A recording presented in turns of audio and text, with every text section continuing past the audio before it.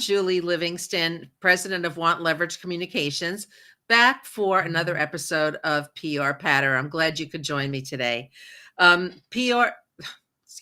Leverage Communications is a public relations and LinkedIn consultancy specializing in raising executive visibility. And don't forget to download our free tip sheet. Make your C-suite stand out on LinkedIn at wantleverage.com. I am really excited today to make my afternoon start on a great note with my special guest. She is Klotz Guest.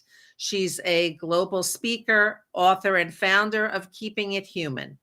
Kathy is a comedian, improviser, and she studied sketch at Second City. And she's a former Silicon Valley tech exec. So I want to hear more about her transition from the tech world into comedy. Kathy's on a mission to redefine humor as a way to build trust, safety, and big ideas. So when companies need to inject more brave, bold thinking for innovative communications and marketing and badass workplaces that people want to come to every day, they call her.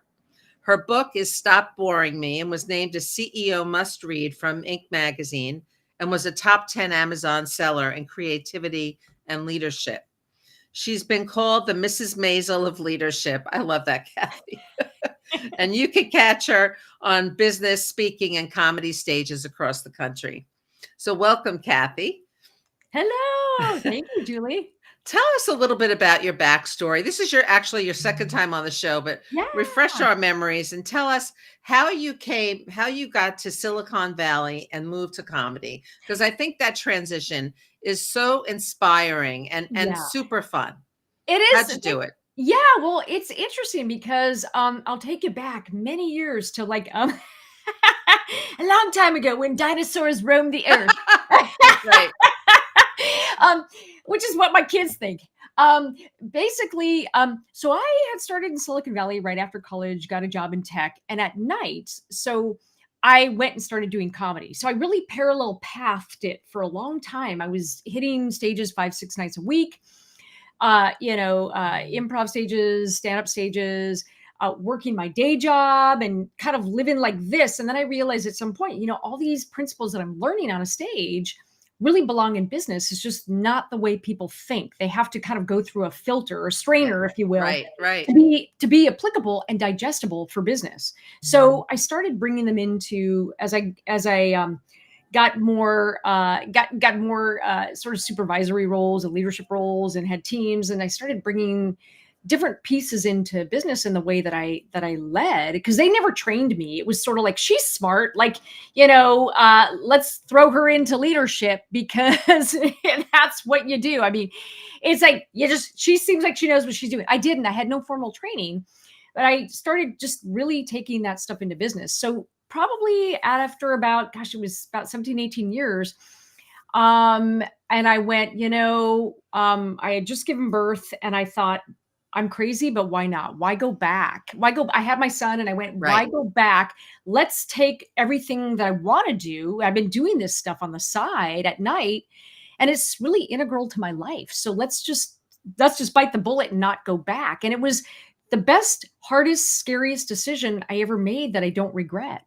I can imagine. I think any transition can be difficult and fear-inducing and all of those things. All of it. It's also for the most part, I think change is often very worthwhile. And it can, when you're really taking such a big leap, it can just change your whole attitude, your whole outlook, your whole life. It can. I don't recommend doing it when you have hormones from childbirth, but that's right. Your timing was a little curious, but timing is everything in comedy.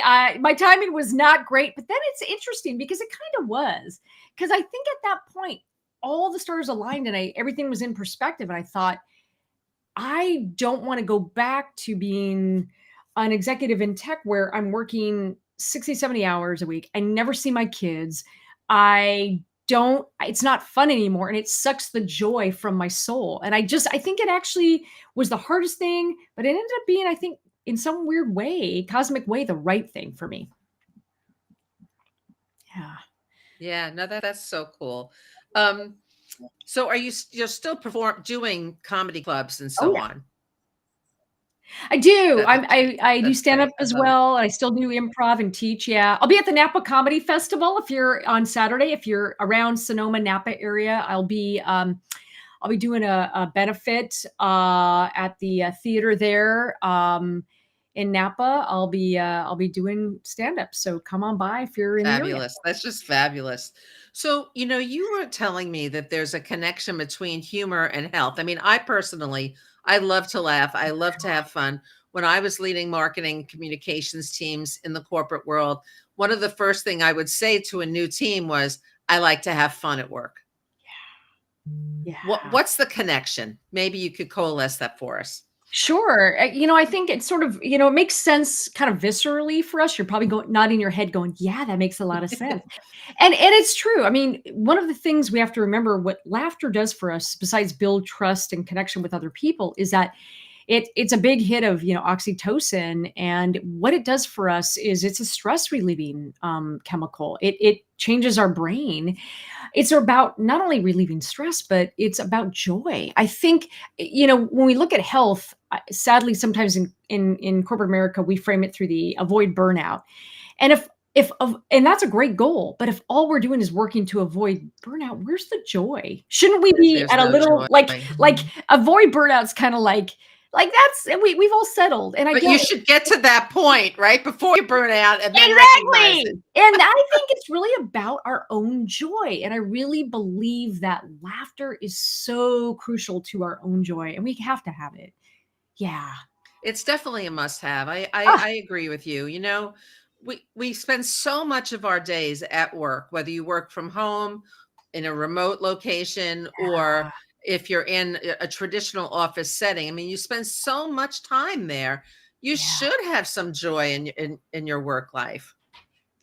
Yeah. And I and I so think many companies are still running by that old model where, you're pounding the pavement, you're working 70, like as you said, 70 hour weeks, and you're supposed to still be fresh and innovate. It's not possible. it's not possible. It's not possible. If we're not taking care of ourselves, we are no good to anybody. If we are not being supported by leadership, we're no good to anybody. If the message is, what can I milk my teams for? Like we're cows and we're just milking their udders. And yeah, but we're never putting more into our teams. What does that say about how we're treated as people in companies? I think it says a lot.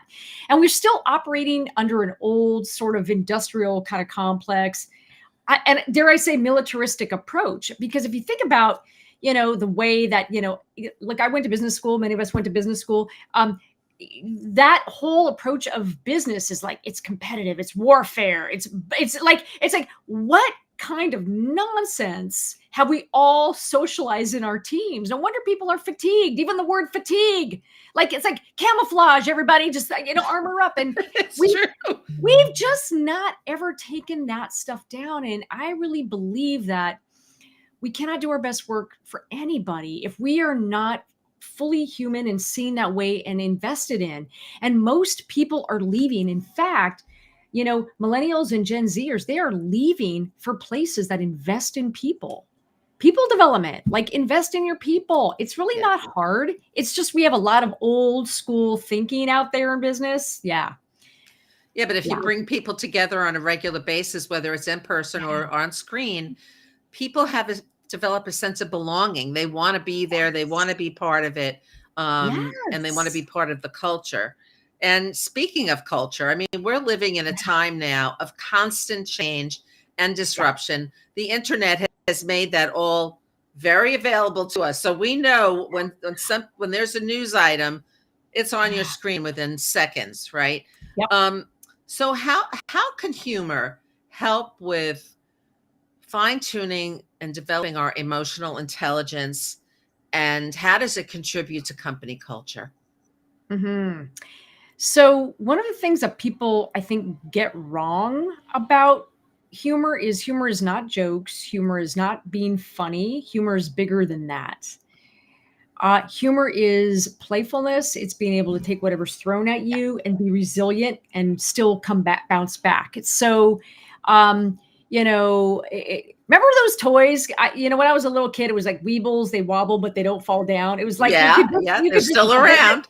they're still around, and you could go like this, but you'd still bounce back up. And I think that's what humor really is. And there's a lot of research that points to this, anecdotally, which is Robert Half, one of the largest recruitment companies for leaders out there, found that humor was a top 5 trait in recruits for leadership because Is that right? Yes, Wow. it's a top 5 trait. And what they found in their research was that leaders with a sense of humor didn't take themselves so seriously. They could bounce back. They could be flexible and adaptable, and that no matter what was thrown at them, they could handle it.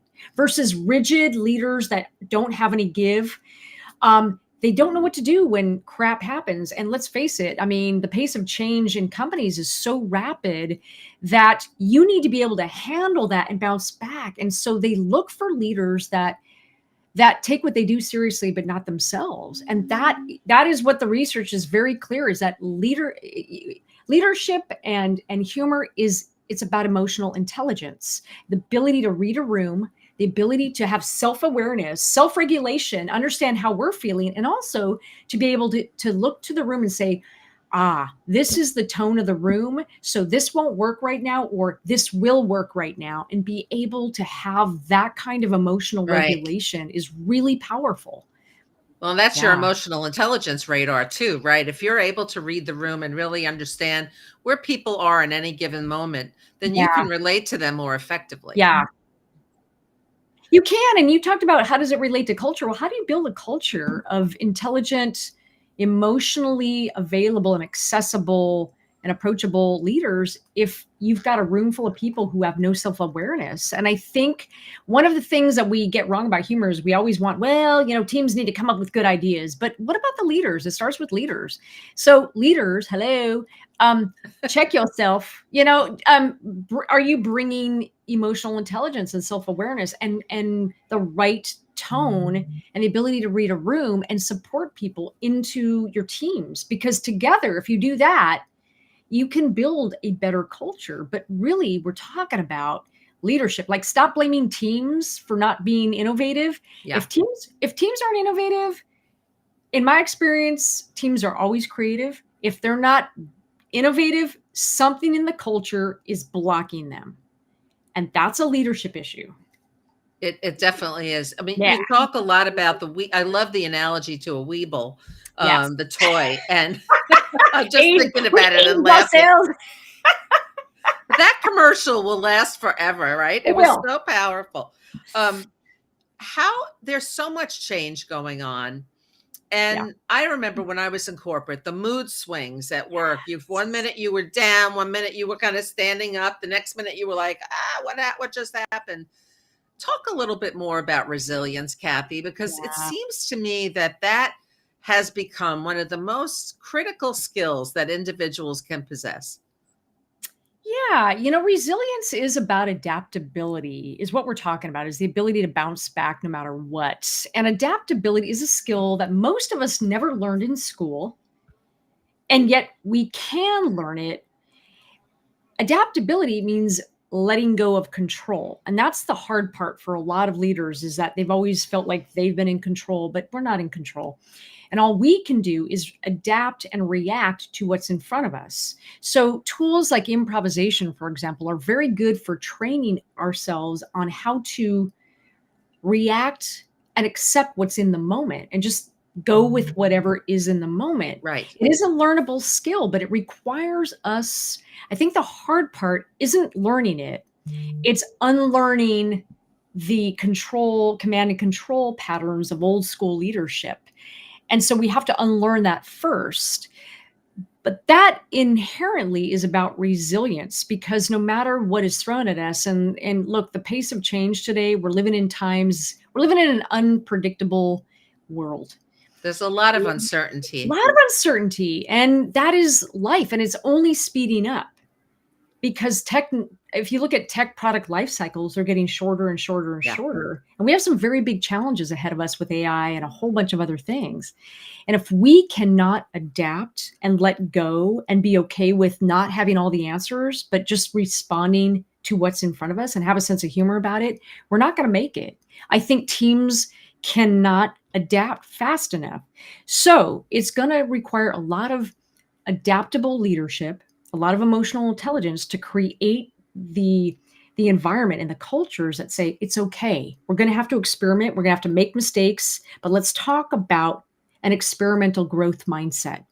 And humor helps. If you're going to screw up, at least you can laugh at it and move on. You have to have a culture that's healthy and not perfectionistic. And I think you're battling this old perfectionistic control leadership. And I think we're at the moment, this really interesting juncture, Julie, where I think these old habits they'll break. They will not go into an unpredictable world. So the only skills that we can carry with us are adaptability. So, Kathy, you've done programs with companies. Tell us about some of them and how they worked and how you were able to change people's mindset and kind of bring them over to introducing humor to situations to help them. Well, it is interesting because first it's a mindset change. It's what is humor really? And it's not jokes.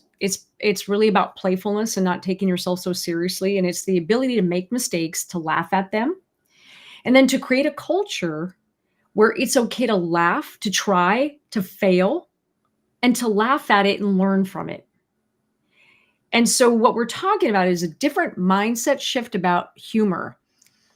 Now, it depends on the team that I'm working with. I have worked with marketing teams to create funny campaigns and humorous campaigns. But here's the thing, Julie. I'm not teaching them to just create a one-off campaign. I'm thinking them or training them to think differently for the long term. I'm training their brains to say, how do we communicate differently about our imperfections? And how do we embrace that imperfection and then brainstorm about it safely in our team? So really, if you look at what supports effective humor in the long run, is changing the way that we think, that we brainstorm, that we try things, that we fail, and that we learn. So there's a whole set of behaviors that underpin a mindset shift. And, whether it's working with storytelling teams or marketing teams, or just even, tech leaders who need to change the way that they think about perfectionism. Always, always, always, if you can give them a mindset shift with tools and skills to help support that, the change is longer lasting. Because humor's not about a one-off. It's not a one-off joke. It's a way of thinking about the world. Yeah. Right. It's sort of a cultural shift that you're talking about. A huge cultural shift, and we get humor wrong. We misunderstand it, and we think it's about being funny. And if I'm on a comedy stage, you know what? That is my job. But in business, that's not the job of a leader.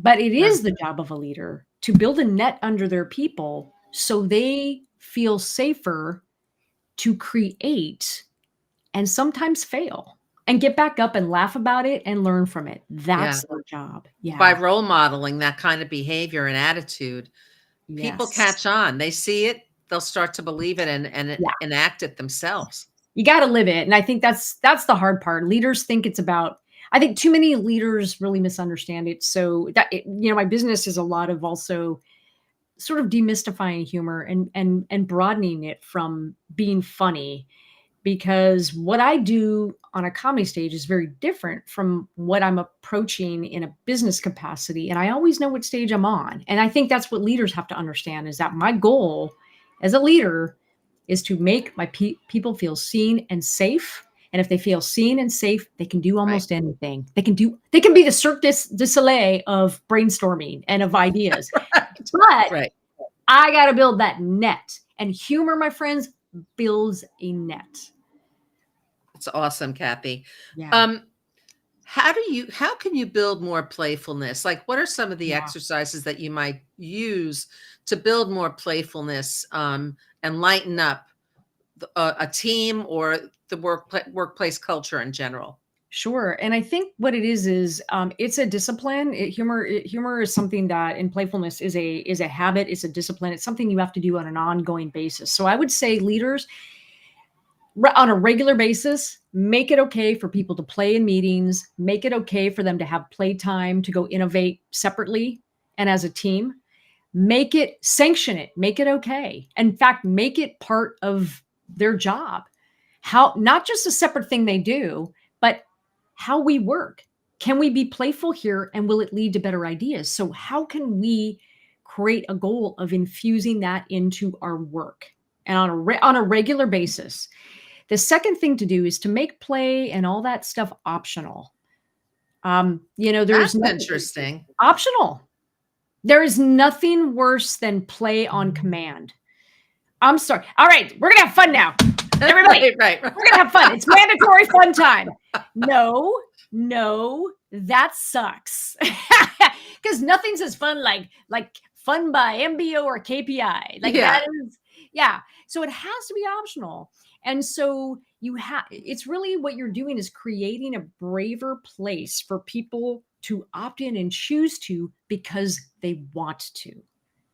So it cannot be mandatory, and model it. So you're going to have to create a safe place where people make mistakes and then survive. Where are the stories? I mean, how often, Julie, do we hear stories in companies where people played, they came up with ideas, they did a little small project, and the project failed, but they learned from it? Why aren't we telling those stories?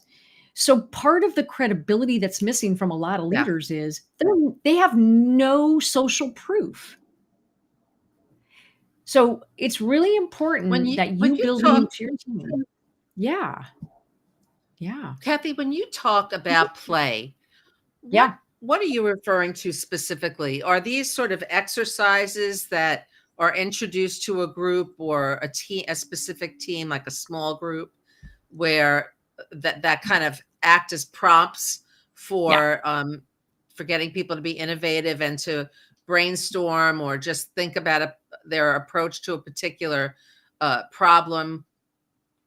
Play can be anything. So let me back up. Play is a very there's different types of play, and play can be structured, it can be unstructured. So, for example, I could have structured play where every meeting we do improv exercises to brainstorm, to break the ice, to get everybody on a level that is ready, like primed and ready to innovate. So that's structured play. Unstructured play might be I have a team and their job is to go innovate ideas, and I give them free reign on how they want to innovate, and I let them determine how Nice. to work. And so that's unstructured play. So we have to be very careful that play isn't always controlled exercises. It's not.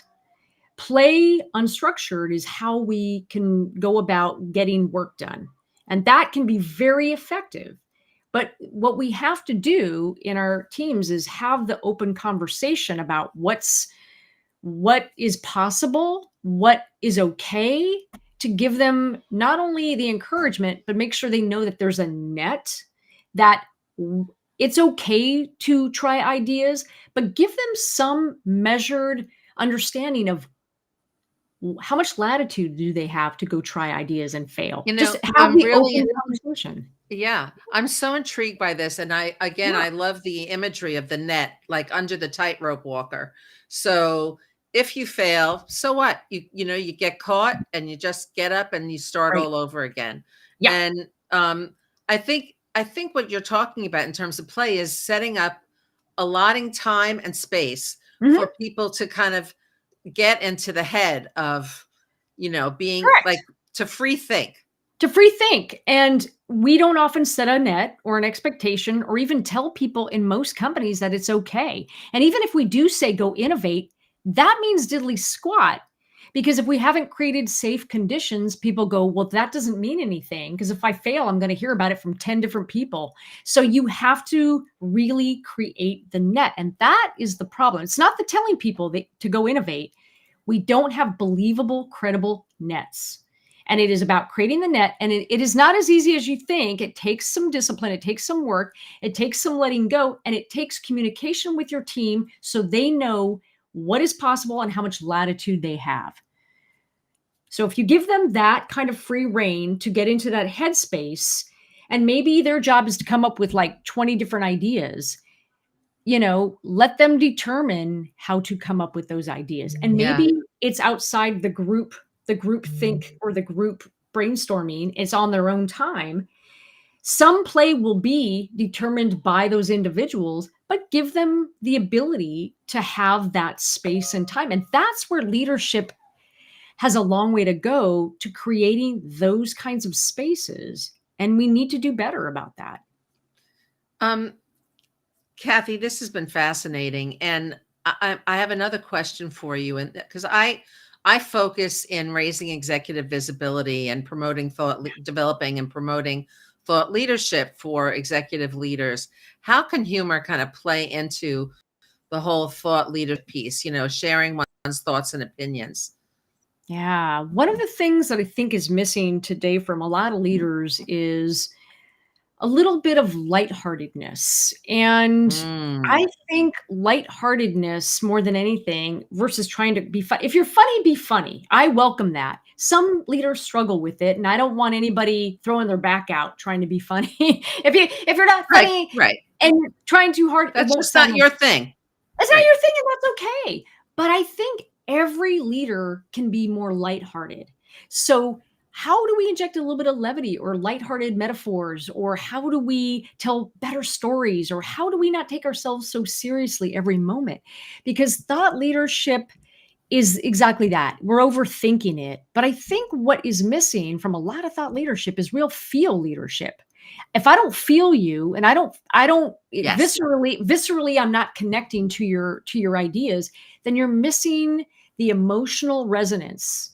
So go back and figure out, how can I lighten this up a little bit and not take myself so seriously? And believe it or not, we are more likely to take you seriously if you don't take yourself so seriously. That's so important. I couldn't agree with you more. I have one last question for you, Kathy. Just because April 1st, April Fool's Day is Monday of next week. What do you think about that at work? Should people play April Fool jokes on people? On people they work with, colleagues, peers? So I'm of two minds of this. And here's the conundrum is, if your culture has a proven track record of supporting humor and it's one of your core values, and it takes a big leader to say, we do humor here. Like Zappos. I mean, God rest his soul, Tony Hsieh, he was very like, humor, we welcome it here. If it is something you do all the time and it's not just an April Fool's, then by all means do it. I am not a fan of doing April Fool's and celebrating it if it's the only day of the year that you actually pretend to give a crap about employees. And if you are only doing it to like lighten the mood one day a year, but the rest of the year, people aren't heard, they don't feel seen, you haven't promoted women and people of color, nobody is going to take you. No one's going to care. And they're going to think you can stick your April Fool stuff where the sun don't shine, because you haven't answered the biggest question of all. Humor needs credibility. And if you're not walking the talk the rest of the year and all you do is think of it as a PR stunt, no, not going to land very well. Not going to land well at all. Pay people better, treat people better. Then when you integrate humor as a value that you practice all year long, then people go, yes. Yes. Well, Kathy, thank you so much for joining me today on PR Patter. How can people get in touch with you? Well, there's a couple ways. You can reach me at keepingithuman.com. You can reach me at LinkedIn. Great. I have a newsletter there called Humor Inc. It's my LinkedIn newsletter, all about different ways to think about humor to make it digestible and accessible to you.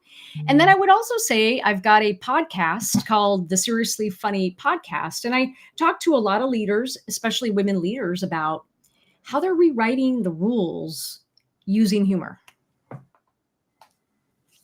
Awesome. Kathy, thanks Yeah. again. And everyone else, I'll see you next time on another episode of PR Patter.